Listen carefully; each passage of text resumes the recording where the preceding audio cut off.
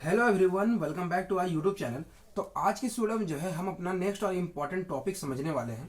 उस टॉपिक का नेम है एसिड वैल्यू। तो एसिड वैल्यू क्या होता है, इसको समझने के लिए जो है अभी हम डेफिनेशन से हटके एक चीज समझेंगे। उसके बाद जो है हम इस डेफिनेशन के ऊपर में आएंगे। सबसे पहला क्या होता है कि जब आप एक एसिड को जो है न्यूट्रलाइजेशन कराना होता है तो सिंपली आप उसे रिएक्शन करते हो एक बेस के साथ में।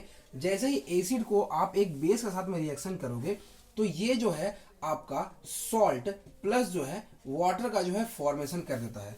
इस प्रोसेस को जो है हम न्यूट्रलाइजेशन कहते हैं। क्या कहते हैं? न्यूट्रलाइजेशन कहते हैं। सिमिलरली जो हमारे फैट्स या फिर जो है हमारे ऑयल होते हैं उसमें हमारे क्या प्रेजेंट होते हैं? Free carboxylic acid group present होते हैं। मतलब जो एसिड है वो हमारा फ्री एसिड या फिर बोलो फ्री कार्बोक्सिलिक एसिड ग्रुप जो है प्रेजेंट होते हैं। अब जो है हमें इस फ्री COH ग्रुप को जो है न्यूट्रलाइज करना होता है। न्यूट्रलाइज करने के लिए जो है सिंपली इसे हम KOH के साथ में जो है रिएक्शन कराते हैं। पोटेशियम हाइड्रोक्साइड के साथ में जो है हम इसे रिएक्शन कराते हैं। हाइड्रोक्साइड के साथ में रिएक्शन कराने से जो है ये हमारा न्यूट्रलाइज हो जाता है एंड सम वैल्यू देता है। उस वैल्यू को जो ही हम एसिड वैल्यू कहते हैं। लेकिन अगर यही वैल्यू को जो है हम किसी स्टैंडर्ड कंडीशन के अंडर में ले लेते हैं, जैसे हमने जो यहाँ पे फैट लिया है वो हमने 1 ग्राम ले लिया, ठीक है। अगर हम 1 ग्राम फैट या फिर ऑयल लेते हैं तो कितना मिलीग्राम ऑफ KOH रिक्वायर्ड होगा जिससे जो है हम इस फैट को जो है 1 ग्राम फैट को जो है न्यूट्रलाइज कर सके। इसी चीज को जो है हम एसिड वैल्यू कहते हैं। जैसे यहाँ पे समझो, it is defined as the number of milligram of KOH required to neutralize the free carboxylic acid present in 1 gram fat और ऑयल। मतलब 1 ग्राम फैट में या फिर ऑयल में जो आपका फ्री कार्बोक्सिलिक एसिड प्रेजेंट होता है उससे न्यूट्रलाइज करने के लिए कितना फ्री हमें यहाँ पे कितना मिलीग्राम ऑफ KOH रिक्वायर्ड होगा जिससे जो है हम उसे न्यूट्रलाइज कर सके। इसे ही जो है हम एसिड वैल्यू कहते हैं। तो सिंपल सा था, इतना आपको समझ आया होगा। अब जो है एक इंपॉर्टेंट चीज हम यहाँ पे समझने वाले हैं, और वो इंपॉर्टेंट चीज क्या है कि जो एसिड वैल्यू से हम डिटरमिन कैसे करते हैं। तो सिंपली हम क्या करेंगे, यहाँ पे प्रोसेस लिख सकते हो, प्रोसेस कि किस प्रोसेस के थ्रू हम डिटरमिन करते हैं। सिंपल ये है कि सबसे पहला जो हमारा फैट है, मतलब एक जो है हम यहाँ पे क्या करते हैं, एक वे क्वांटिटी ऑफ, मतलब एक मेजर्ड क्वांटिटी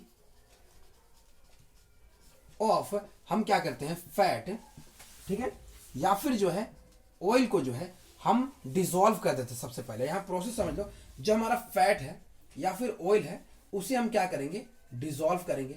किसके साथ में डिसॉल्व करेंगे, तो उससे जो है हम यहाँ पे न्यूट्रल, यहाँ पे एल्कोहल के साथ में जो है इसे हम डिसॉल्व कर देंगे। डिसॉल्व करने के बाद में जो है इसे हम टाइट्रेट करेंगे। क्या करेंगे? टाइट्रेट करेंगे KOH के साथ में, ठीक है। मतलब पहले डिसॉल्व किए देन टाइट्रेट किए in the presence of phenolphthalein indicator. जो वैल्यू आएगा वही हमारा एसिड वैल्यू होता है, ठीक है। तो मैंने क्या कहा, वे क्वांटिटी ऑफ फैट और ऑयल, ओके,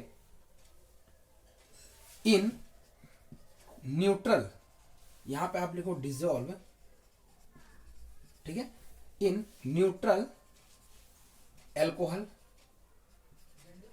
ठीक है। जैसे ही आपने इसे न्यूट्रल अल्कोहल में डिसॉल्व कर लिया, अगला स्टेप होगा एंड टाइट्रेट। मैंने बोला टाइट्रेट करना है, ठीक है। टाइट्रेट अगेंस्ट स्टैंडर्डाइज्ड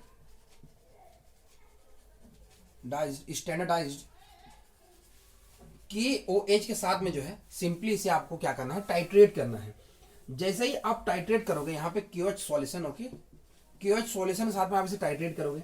जैसे आप टाइट्रेट करोगे यूजिंग फिनोप्थेलिन,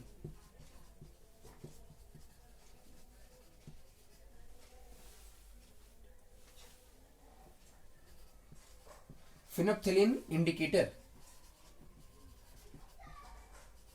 ठीक है। फिनोप्थेलिन इंडिकेटर साथ में जो है टाइट्रेट करोगे तो आपको जो है यहाँ पे मिलेगा एसिड वैल्यू। क्या मिलेगा? एसिड वैल्यू मिलने वाला है, ठीक है। इतना समझ आया। अब देखो दो इंपॉर्टेंट यहाँ पे केसेस हो सकते हैं। एक केस में जो है हाई एसिड वैल्यू हो सकता है, एक केस में जो है आपका लो एसिड वैल्यू हो सकता है। तो 2 केसेस लिख रहे हैं, केसेस। पहला क्या है, हाई एसिड वैल्यू एंड दूसरा जो हम बात कर रहे हैं लो एसिड वैल्यू। अब देखो हाई एसिड वैल्यू कहने का मतलब क्या होता है, इसका कहने का मतलब है जो हमारा ऑयल है वो कैसा ऑयल होगा, वो हमारा रेंसिड ऑयल होगा।